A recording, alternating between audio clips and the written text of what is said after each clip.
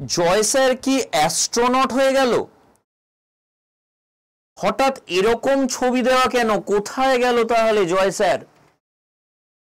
Actually আমাদের ছোটবেলার থেকেই স্বপ্ন থাকে অনেকের, বড় হয়ে সায়েন্টিস্ট হব, বড় বিজ্ঞানী হব, ইসরো জয়েন করব, এরকম ধরনের অনেক স্বপ্নই আমাদের মনে দানা বাঁধে।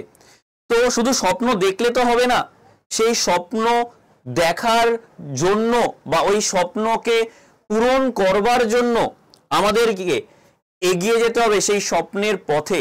আর আজকে আমি ঠিক সেই কাজটাই করব, তোমাদেরকে তোমাদের স্বপ্নের পথে এগিয়ে নিয়ে যাব। কিভাবে ইসরোতে জয়েন করা যায়, কিভাবে ইসরোতে একটা সুন্দর নিজের ভবিষ্যৎ গড়া যায়, সেই বিষয় নিয়ে আজকে আমাদের আলোচনার মূল বিষয়। তবে মূল বিষয়ে যাওয়ার আগে কিছু গুরুত্বপূর্ণ তথ্য দেব। এই ভিডিওটা সত্যি খুব গুরুত্বপূর্ণ ভিডিও হতে চলেছে, খুব ইনফরমেটিভ ভিডিও হতে চলেছে। তো ইসরো প্রথম থেকেই কি এই ইসরো নামটাই ছিল? না, প্রথমে যে নামটা ছিল সেটা হচ্ছে Indian national committee for space research, যেটাকে আমরা শর্টে INCOSPAR, যেটা 1962-তে প্রতিষ্ঠিত হয়। 1969 সালে এই নামটা অর্থাৎ ইসরো নামটা দেওয়া হয়, যার পুরো নাম কি ইন্ডিয়ান স্পেস রিসার্চ অর্গানাইজেশন, যেটাকে ইন শর্ট আমরা ইসরো বলি।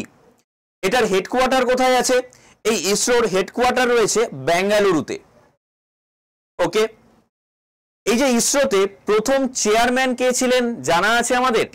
প্রথম যিনি চেয়ারম্যান ছিলেন তিনি হলেন ডক্টর বিক্রম সারাভাই, ইসরোর প্রথম চেয়ারম্যান, যিনি 1963 থেকে 1971 সাল পর্যন্ত ইসরোর চেয়ারম্যান ছিলেন। বর্তমানে যিনি ইসরোর চেয়ারম্যান, অর্থাৎ যার নাম আমরা চন্দ্রযান 3 যখন উৎক্ষেপণ হলো তখন যার নাম বারবার টিভিতে আসছিল বা যার নাম বারবার আমরা শুনতে পাচ্ছিলাম, তিনি হলেন এখনকার বর্তমান chairman doctor S Somnath. Doctor S সোমনাথের পুরো নাম হচ্ছে ডক্টর শ্রীধরা সোমনাথ। উনি হলেন ইসরোর 10তম অর্থাৎ 10th চেয়ারম্যান। 2022 সাল থেকে কিন্তু উনি এই পদে রয়েছেন। আর একজন মহান সায়েন্টিস্ট যার নাম আমরা একেবারেই ভুলে গেলে চলবে না, যিনি হলেন ডক্টর কে শিবন। 2018 থেকে 2022 সাল পর্যন্ত কিন্তু ইনি ইসরোর চেয়ারম্যান ছিলেন, এবং যাকে আমরা চন্দ্রযান 2 উৎক্ষেপণের সময় যার কথা আমরা বারবার শুনছিলাম। এই ইসরোতে সবথেকে বেশি দিন চেয়ারম্যান পদে ছিলেন ডক্টর সতীশ ধাওয়ান। উনি 1972 থেকে 1984 সাল পর্যন্ত সবথেকে বেশি দিন কিন্তু এই পদে আসীন ছিলেন। এরপর যে বিজ্ঞানীর সম্বন্ধে আমরা বলবো, আমার বলার অপেক্ষা রাখে না, স্যার APJ আব্দুল কালাম, যার একটা বিশাল বড় ভূমিকা আমাদের ভারতবর্ষের জন্য রয়েছে। ভারতবর্ষ তথা ইসরো সব জায়গাতেই ওনার অবদান অনস্বীকার্য। ডক্টর APJ আব্দুল কালাম স্যারের পুরো নাম ডক্টর আবুল পাকির জৈনুলাবদ্দিন আব্দুল কালাম, যিনি আমাদের ভারতের 11তম প্রেসিডেন্ট ছিলেন, যাকে মিসাইল ম্যান অফ ইন্ডিয়াও বলা হতো। তো এবার আসি মূল বিষয়ে, যে কিভাবে আমরা এই ইসরোতে জয়েন করব। তো ইসরোতে জয়েন করার 3টে ধাপ আছে বা 3টে প্রসিডিওর আছে। আমি একদম প্রত্যেকটা ধাপই ইন ডিটেলিং আলোচনা করব। প্রথমত, এই IIST থ্রুতে অর্থাৎ Indian institute of speech and technology, যেটা ত্রিভান্তিপুরমে কেরালায় অবস্থিত, এর থ্রুতেই এখন ইসরোতে রিক্রুট হয়ে থাকে। এখানে পরপর দেখো চলে এসছে। প্রথমত এখানে 3 ধরনের কোর্স হয়ে থাকে। কি কি আমরা দেখতে পাচ্ছি, এক 4 বছরের বিটেক এয়ারোস্পেস ইঞ্জিনিয়ারিং, ঠিক আছে, 4 বছরের BTech electronics and communication engineering, আর একটা হচ্ছে 5 বছরের ডুয়েল ডিগ্রি। এইটা নিয়ে আমার একটু বলবার আছে। 5 বছরের ডুয়েল ডিগ্রি মানে বিটেক তো হচ্ছেই 4 বছরের, তারপর 1 বছরের মাস্টার অফ সায়েন্স বা মাস্টার অফ টেকনোলজি ডিগ্রিও এর সাথেই একবারে হয়ে যাবে। এই যে ডুয়েল ডিগ্রি বা 5 বছরের এই ডিগ্রির যে মানে প্রোগ্রামটা আছে, এটা টোটাল কটা সেমিস্টার হচ্ছে, 10খানা সেমিস্টার হচ্ছে, ঠিক আছে। এখানে বিটেক ডিগ্রি ইন ইঞ্জিনিয়ারিং ফিজিক্সের যে ডিগ্রিটা সেটা এখান থেকেই প্রাপ্ত হয়। এবং এই যে মাস্টার আমি বললাম না, তো এই মাস্টার আমরা কি কি বিষয়ে মাস্টার্স করতে পারবো, একটা হচ্ছে master of science in astronomy and astrophysics, MSc in solid state physics, আর কিসে করতে পারি MTech in earth system science, আর কিসে করতে পারি এমটেক ইন অপটিক্যাল ইঞ্জিনিয়ারিং। আমি বোঝাতে পারলাম? অর্থাৎ এই যে আমি বললাম 3 ধরনের ডিগ্রি আমরা করতে পারি, তার মধ্যে যে 3 নম্বর যে পয়েন্টটা আমি বললাম, অর্থাৎ এই যে ডুয়েল ডিগ্রির অর্থ 4 বছরের বিটেক তার সাথে 1 বছরের মাস্টার্সও আমি করে নিতে পারছি, এবং কি কি বিষয়ে মাস্টার্স করতে পারছি সেইগুলোও কিন্তু আমি এখানে একদম বর্ণনা করে দিলাম, ডিটেইলিং বলে দিলাম, ঠিক আছে।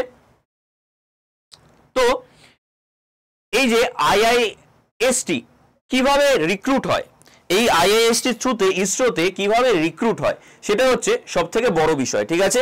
মানে recruitment as a scientist or engineer এই পদেই কিন্তু রিক্রুটমেন্টটা হয়ে থাকে, ঠিক আছে। তবে এই রিক্রুটমেন্টের কয়েকটা ক্রাইটেরিয়া কিন্তু আমাদের জেনে রাখতে হবে, নাহলে কিন্তু সমস্যা হবে।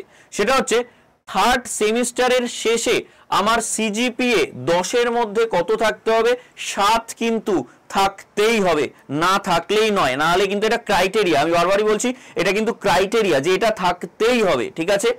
এবং অফার লেটারটা তখনই পাওয়া যাবে যখন 4th সেমিস্টার, ঠিক আছে, আফটার কমপ্লিটিং 4th সেমিস্টার, ঠিক আছে, শেষে কমপ্লিট হওয়ার পর সিজিপিএ কত থাকতে হবে 7.5, ঠিক আছে, সিজিপিএ কত থাকতে হবে 7.5 কিন্তু আফটার কমপ্লিটিং 4th সেমিস্টার এটা কিন্তু থাকতেই হবে, ঠিক আছে, এটা কিন্তু বাধ্যতামূলক, মাস্ট একদম, ঠিক আছে। এবার এই আইআইএসটি তে আমরা তাহলে অ্যাডমিশন কিভাবে নেব, এই আইআইএসটি তে অ্যাডমিশন যে হয় এই অ্যাডমিশন প্রসিডিওরটা হচ্ছে যে পদ্ধতিতে, সেটা হচ্ছে জেই অ্যাডভান্স, ঠিক আছে, জেই অ্যাডভান্সের থ্রুতেই কিন্তু আমাদের এই আইআইএসটি তে আমরা জয়েন করতে পারি। যদি এই ভিডিওটা ভালো লেগে থাকে সবার, এবং যদি জেই অ্যাডভান্সে কিভাবে আমরা পড়াশোনা করব, কিভাবে জেই অ্যাডভান্সে র্যাঙ্ক করতে পারি সেগুলো যদি জানবার ইচ্ছা হয়, তাহলে এই ভিডিওর কমেন্ট সেকশনে অবশ্যই আমায় জানিও, আমি সেটা নিয়েও আলাদা করে সুন্দর ডিটেইলিং একটা ভিডিও জেই অ্যাডভান্স নিয়ে বানিয়ে দেবো, ঠিক আছে। তো এই যে জেই অ্যাডভান্স, ঠিক আছে, এই জেই অ্যাডভান্স দিয়ে আমাদের কি করতে হবে, এই ইসরোতে মানে আমাদের প্রথমে আইআইএসটিতে প্রথমে জয়েন করতে হবে, ঠিক আছে না। তারপর ওখানেই ইসরো থেকে রিক্রুটমেন্টের জন্য তারা আসেন এবং রিক্রুট করেন। এখানে আমি একটা জেনারেলদের জন্য একটা বিষয় রেখে দিয়েছি, বিটেক এয়ারোস্পেস ইঞ্জিনিয়ারিং এ 2023-এ লাস্ট কত র্যাঙ্ক নেওয়া হয়েছে, 2024-এ লাস্ট কত র্যাঙ্ক নেওয়া হয়েছে, BTech electronics and communication engineering এ এইখানে 2023-এ লাস্ট কত নেওয়া হয়েছে, 2024-এ কত নেওয়া হয়েছে, এবং ডুয়েল ডিগ্রি যেটা আমি বললাম যে বিটেক অর্থাৎ তার সাথে মাস্টার্সটাও হয়ে যাচ্ছে, সেটাই লাস্ট কত র্যাঙ্ক অবধি নেওয়া হয়েছে সেই পুরোটাই আমি এখানে দিয়ে দিচ্ছি। অর্থাৎ এখানে বিটেক এই যে এয়ারোস্পেস ইঞ্জিনিয়ারিং এটাতে 2023 সালে 860 এই র্যাঙ্কের পর কিন্তু আর নেওয়া হয়নি, তাহলে বোঝাই যাচ্ছে যে কতটা টাফ পড়াশোনা। 2024-এ কিন্তু সেটা 673-এ নেমে এসছে, কারণ কম্পিটিশন বেড়েছে, এখন প্রত্যেকেই এখন প্রচুর কম্পিটিশনের মধ্যে দিয়ে যাচ্ছে, তো কম্পিটিশন কিন্তু বেড়েছে, ক্লিয়ার। বিটেক ইলেকট্রনিক্স অ্যান্ড টেলিকমিউনিকেশনে 2023-এ কত র্যাঙ্ক অবধি নেওয়া হয়েছে, লাস্ট 1087 অবধি নেওয়া হয়েছে, 2024-এ 666 র্যাঙ্ক লাস্ট নেওয়া হয়েছে। ডুয়েল ডিগ্রি যেটা আছে সেটাতে 2023-এ নেওয়া হয়েছে 866 জন, মানে 866 র্যাঙ্ক অবধি, আর 2024-এ নেওয়া হয়েছে 695 র্যাঙ্ক অবধি। তাহলে বোঝাই যাচ্ছে 2023 আর 24টাকে আমি ইচ্ছা করে কম্পেয়ারিং করে রেখেছি, তার কারণ যাতে তোমরা খুব ভালোভাবে বুঝতে পারো যে কম্পিটিশনটা এখন কোথায় চলে গেছে। তো এই হলো তাহলে IIST তে কিভাবে জয়েন করবে তার পুরো ডিটেলিং আমি এখানে সুন্দর করে সাজিয়ে গুছিয়ে রেখে দিয়েছি, ঠিক আছে? আশা করি বোঝা যাচ্ছে, ক্লিয়ার? তাহলে ইসরোয়ে IIST থ্রুতে কিভাবে জয়েন করছি এবং IIST তে কিভাবে জয়েন করতে হবে তার পুরো ডিটেলিং আমি এখানে কিন্তু আলোচনা করে দিলাম, এবং উইথ র্যাঙ্ক, ঠিক আছে না? উইথ র্যাঙ্ক এখানে কিন্তু আমি জিনিসটাকে খুব সুন্দরভাবে আলোচনা করে দিলাম। নেক্সট দ্বিতীয় যে প্রসিডিওরটা সেটা হচ্ছে ক্যাম্পাস রিক্রুটমেন্ট, ঠিক আছে? Campus recruitment, IITs, NIITs, IISc, ঠিক আছে? এখান থেকে ডিরেক্ট ক্যাম্পাসিং এর মাধ্যমেও কিন্তু ইসরো রিক্রুট করে, ক্লিয়ার? যখন এই যে IIST ছিল না তখন কিন্তু এইভাবেই রিক্রুট করা হতো ক্যাম্পাসিং এর মাধ্যমে, ঠিক আছে? ইসরোর আর একটা প্রসিডিওর হচ্ছে রিক্রুট করার, সেটা হচ্ছে কি ICRB। এটা হচ্ছে একটা পরীক্ষা, ইসরো সেন্ট্রাল রিক্রুটমেন্ট বোর্ড। এই যে ICRB এটার ফুল ফর্ম, ঠিক আছে? ইসরো সেন্ট্রাল রিক্রুটমেন্ট বোর্ড, এটার মাধ্যমে ওরা কি করে, একটা পরীক্ষার আয়োজন করে, ঠিক আছে? অ্যাপ্লিকেশন, এই যে সিলেকশন প্রসেস কিভাবে হয়, অনলাইন, ঠিক আছে?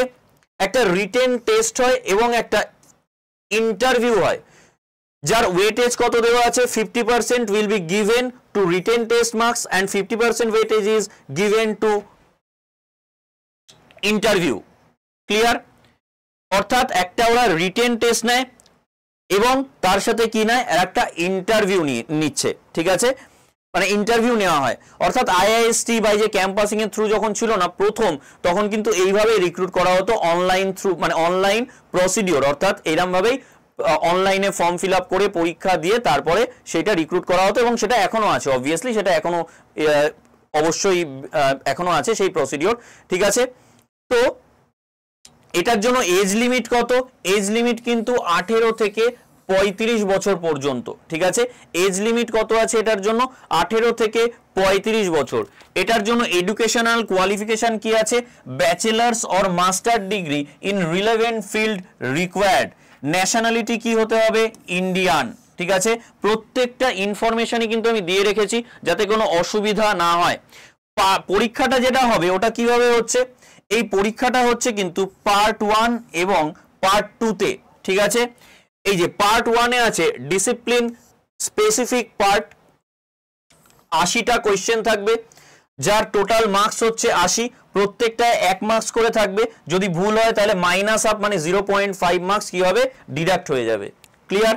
আর সেকেন্ড পার্টটায় কি থাকছে, অ্যাপটিটিউড টেস্ট বা অ্যাবিলিটি টেস্ট, যেটা 15 number of question, 20 marks total. এখানে কিন্তু কোনো নেগেটিভ মার্কিং নেই। টোটাল টাইমিংটা কত আছে, টোটাল টাইমিংটা হচ্ছে আমার 120 মিনিট, ক্লিয়ার? টোটাল টাইমিংটা হচ্ছে আমার 120 মিনিট, ক্লিয়ার? আশা করি বোঝাতে পারলাম। তো যদি ভিডিওটা মনে হয় হ্যাঁ ইনফরমেটিভ, ভিডিওটা ভালো লেগে থাকে, তাহলে ভিডিওটা অবশ্যই লাইক করো, শেয়ার করো, আর আমাদের এই যে স্মার্ট স্কুল বেঙ্গলি এই চ্যানেলটাকে সবাই সাবস্ক্রাইব করে দিও। এরকমই ইনফরমেটিভ ভিডিও, শুধু এরকম ইনফরমেটিভ কেন বলবো, ক্লাস 9 থেকে 10, 11, 12 এরকম সব স্কুলের যে স্কুল সেগমেন্ট বা আমাদের যে নিট, জেই বা এএনএম, জিএনএম, বিএসসি নার্সিং সব কিছুই কিন্তু এই চ্যানেলেই করানো হয়। তো এই চ্যানেলটাকে অবশ্যই একটু সাবস্ক্রাইব করে নিও। আর এরকম ইনফরমেটিভ ভিডিও যদি আরো চাই তাহলে অবশ্যই সেটা কমেন্ট সেকশনে অবশ্যই জানিও। তো আজকের মতো টাটা, দেখা হচ্ছে পরবর্তী কোনো ভিডিওতে। Thank you.